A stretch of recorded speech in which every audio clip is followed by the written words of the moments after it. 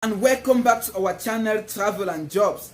Guys, a friend of mine called me 2 days back and told me that healthcare workers are no longer accepted in the UK from African countries. And he told me that release, he saw it from the gov.uk website, and I was like, can this be true? I just told him that anyway, I am gonna make my research, and I will get back to him. And I've made the research and had the findings. I've decided not to only contact him, but to also extend the information to you watching. So if you are a healthcare assistant, or you want to come to the UK to be a healthcare assistant or to offer any health related job, please make sure you watch this video through till end, because I am going to be telling you everything about the alert that came out, that has also been circulating on social medias and other platforms, that UK is going to start refusing healthcare workers from African countries. So if it's something that interests you, please hit that like button, subscribe, and turn on the notification icon for you to always receive notifications when we post new updates. A quick disclaimer before we start, guys. I am not an immigration expert, and we don't give immigration advice. All those replying to your comments in the comment section below that are impersonating to be us, we are not the ones. Make sure you always look at the number of subscribers before you contact anyone. I will never tell you that you should contact me on Telegram or on WhatsApp or whatsoever. I don't have that. Alright, thank you very much, and let's begin.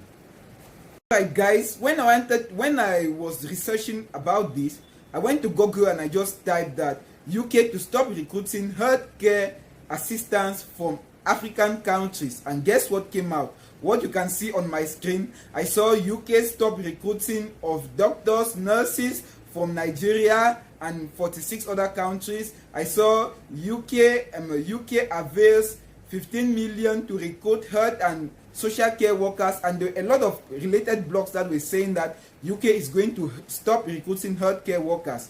So I decided to do further research. So when I went to the NHS website, I saw the alert on the NHS website that says that Code of Practice, red and amber list of countries, as you can see on my screen, and this release was done on the 23rd of March 2023. It was updated. They said this list is based upon the World Health Organization's Workforce Support and Safeguard List 2020 and will be updated alongside progress report. So this is the update that was done on the 23rd of March 2023. So guys, I went further in the NHS website. You can see here that it says the Code of Practice of International Recruitment states that some developing countries should not be targeted when actively recruiting health or care professionals. So actually the information was slightly true. I was thinking maybe it is true. So I went further to check the countries that are actually in the red list, and I discovered that nearly all the African countries are found in the red list of the NHS. You can see Afghanistan, Angola, you can see Bangladesh, Burundi, Cameroon, you can see Chad, Comoros, Congo, and a lot of other African countries, including Nigeria and all of that. All right. So I saw that, and I decided now to proceed to the gov.uk website. As you can see here on my screen, I saw the guidance on the gov.uk website that reads that Code of Practice for the International Recruitment of Health and Social Care Professionals in England, updated on the 23rd of March 2023. All right. Going further, it was written that the health and social care organizations in England do not actively recruit from those countries. The World Health Organization recognizes as having the most pressing health and care workforce related challenges unless there is a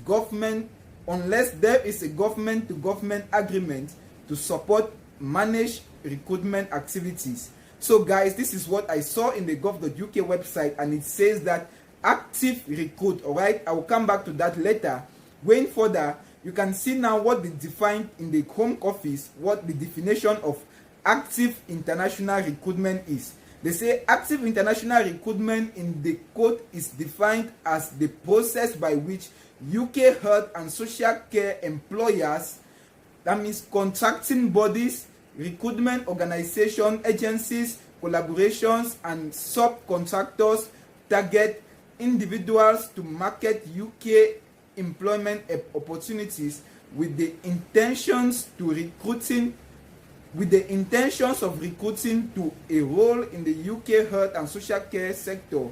It includes both physical or virtual targeting, and whether or not these actions leads to substantive employment. Alright guys, for those of you, you can go to the gov.uk website to read all of this. Because of time, I will not be reading this. So the simple explanation is that the definition of active international recruitment, it means that those organizations, or some organizations, were first of all permitted to advertise jobs in African countries. For instance, they were first of all permitted to advertise jobs, that they can come and advertise their jobs there, and they may maybe ask you people to apply for those jobs. And some of them were going through organizations, maybe third-party organizations, that can actually provide you information for you to get recruited in a particular UK company.